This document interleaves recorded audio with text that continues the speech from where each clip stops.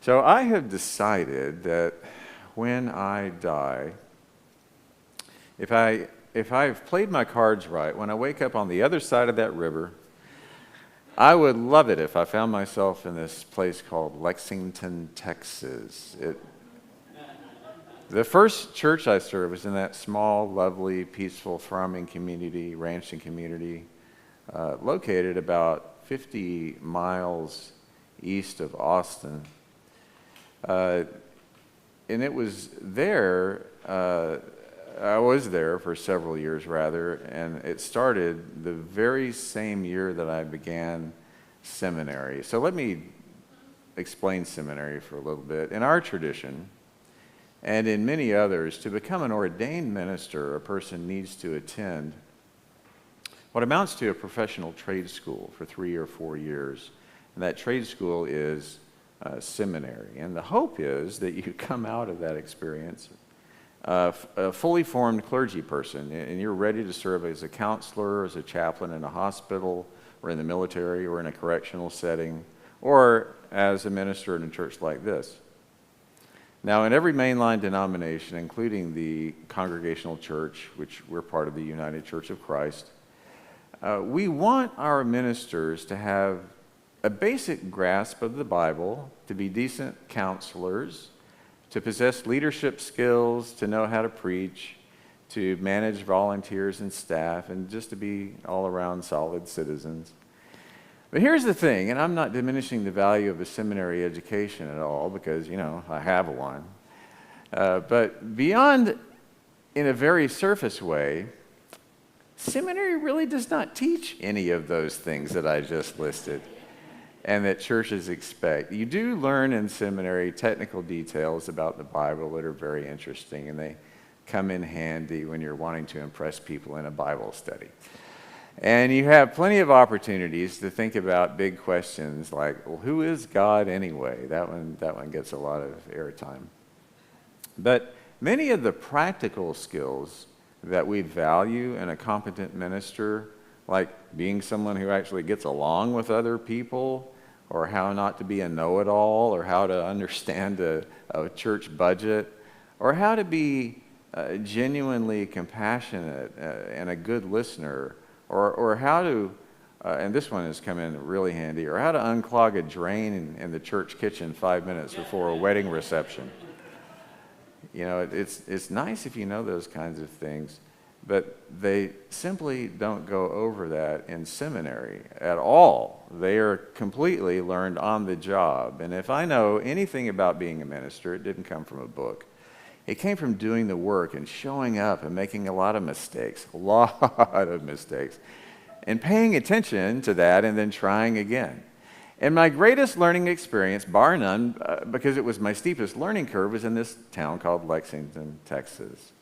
It was there that I came to realize that what I was actually involved in doing with those wonderful people in that church was that I was finally responding to a kind of quiet, persistent, almost mystic call that had begun many, many years earlier.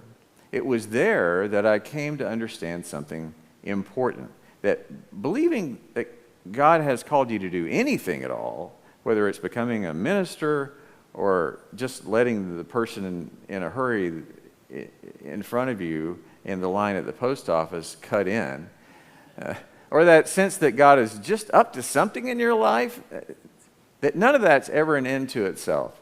And it's not enough to say, well, I once had this amazing spiritual experience where I felt called to do something nice, and then just leave it at that. It's not something you can stand back either and admire as if it's a finished product, a pan of cookies or a piece of music or a signed contract. It is a lifelong process, a process of constantly becoming, of living into the someone that you were intended to be all along.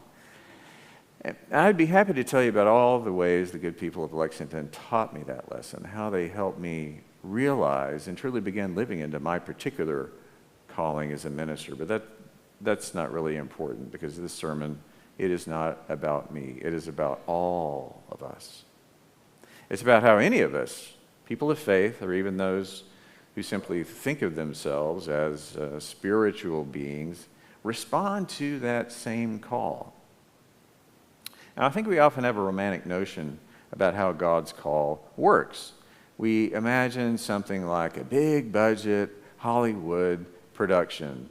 The music swells, the clouds part, and a voice booms or whispers our name. Or maybe we witness the 2026 version of a burning bush. It might look like someone behaving sacrificially against all reason. It might look like peace breaking out where there should not be any. Enemies embracing suddenly, forgiveness appearing out of nowhere. So you can't quite explain what you're seeing, but something sacred is going on.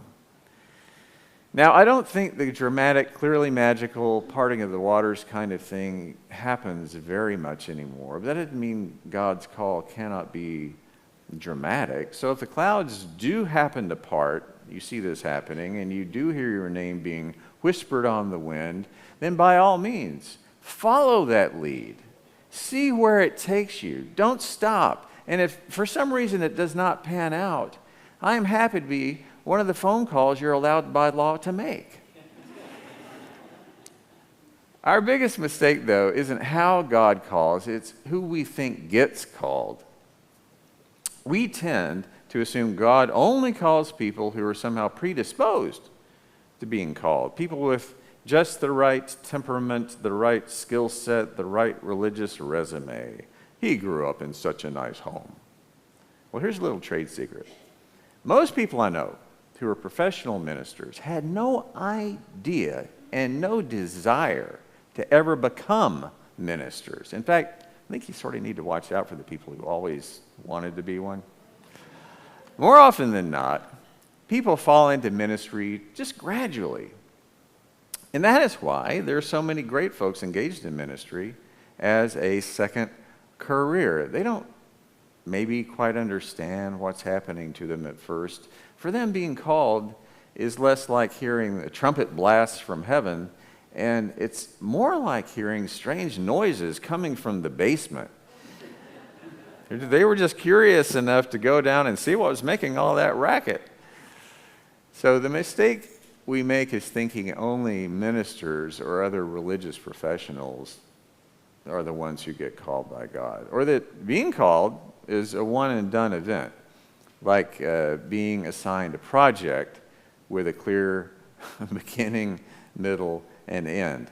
The more accurate way to understand it is this. God is always calling all of us all of the time. And all of that time means it's a lifelong progress. And I'll say that process, and let me say it again. This really matters. God is always calling all of us all the time. And no, this is not something I'm making to drum up volunteers. Although we do need a hand on the property management committee. But when I read the Bible, I notice certain patterns. And one of the most consistent of all the patterns is that God tends to work through human words and deeds. It's very rare, actually, God's voice shows up. There are occasional stories of seas parting and voices booming from the sky. That's true. But that's, on the whole, that's really rare. Far more often, God works through perfectly ordinary people doing faithful things. And that means God is not some abstract being hovering somewhere above the clouds. We recognize who God is because God looks like us when we're at our best in what we say and do. And all of that saying and doing is what being called really means. And again, it's not reserved for religious experts. It belongs to all of us, to everyone. And that is why that is actually one of the most persistent themes in the Bible. Everywhere we turn, everyday people, just out minding their own business, get interrupted by God and invited into something much bigger than they ever imagined. Someone's walking down the street, listening to the oldies on their earbuds, and boom, their life trajectory just shifts. Moses is tending sheep when he encounters a burning bush. Esther, she realizes she's in a pretty good position to stop a genocide from happening. Joseph discovers Mary's pregnant. What? And then there are the disciples of Jesus. Not one of them sought Jesus out. Not one of them volunteered. None of them was that over-eager kid in the front row saying, "Pick me." No. They had not been to seminary. They were not qualified. They weren't actually very impressive. And yet, within a few years, they founded what became the world's fastest-growing religious movement, while at the same time living in an empire initially bent on their annihilation. They were poor, they were uneducated, they were the unlikeliest of people. They were people like Matthew. And Matthew was sitting at work one day, collecting taxes. Now, we don't know if this Matthew is the same one traditionally associated with the gospel bearing that name, but, it really doesn't matter. What matters is that this Matthew was a tax collector, and Jesus called him. Nobody likes the tax collector. Matthew is almost certainly Jewish, which is really important for this story to even make sense. He likely collected taxes for the temple in Jerusalem, and for the local Galilean authorities, and for the Roman Empire. He may have even collected tolls on goods that were in transit as well. And scholars tell us that first century Judea, it was among the most heavily taxed places on earth. And if it can be imagined, more than even California. Now, because of his occupation, Matthew was a religious and a social outcast. So when Jesus, already gaining a following by that point, stops and invites him to join, that was astonishing. Instead of being cursed, Matthew is welcomed. Instead of rejection, acceptance. Instead of condemnation, grace. Of course he followed Jesus. That decision probably wasn't very hard. But then, Matthew gets a real education in what being called actually means. Jesus hosts a dinner. Matthew's former colleagues, other tax collectors, are there, along with assorted sinners, which is shorthand for people who had broken religious laws and were therefore labeled. The Pharisees showed up too. Wow, what a mixed crowd. They were professional religious people who had gone to seminary. They were the enforcers of proper conduct, well-intentioned, very serious, but deeply committed. Also, let's be honest, they were pretty insufferable. And they object to Jesus eating with this crowd, and Jesus responds by quoting scripture from Hosea. God desires mercy, not sacrifice. And Matthew must be watching this with wide eyes. Is this what being called looks like? Standing up to these religious gatekeepers? These are the people in charge. Then a man bursts in to say his daughter has died, and Jesus gets up and follows him. But on the way, a woman, isolated, suffering, excluded, touches Jesus, and she's healed. Being called, Matthew sees for himself, means proximity to pain and participation in healing. And when they arrive, the girl she's dead. The funeral is already underway, but Jesus takes her hand, and she gets up. What must Matthew have been thinking at that point? Is this also what it means to be called to witness life where death has the final word? To discover a hope is stronger than resignation? In a word, yes.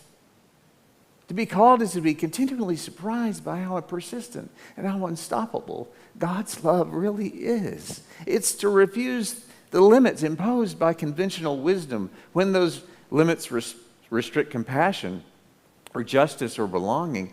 To be called is to stay alert, to rise like Matthew from our tables and follow where love leads us, even when we don't have a clue about what's ahead. It's to be witnesses and active participants to moments of grace and forgiveness and hospitality and healing day in and day out. Because the accumulation of our days demonstrates for all to see the calling that you and I have followed and pursued. And it's to trust that somehow our lives are unfolding according to a deeper, more generous intention, scripted by the sacred, from miracle to miracle to miracle. Amen.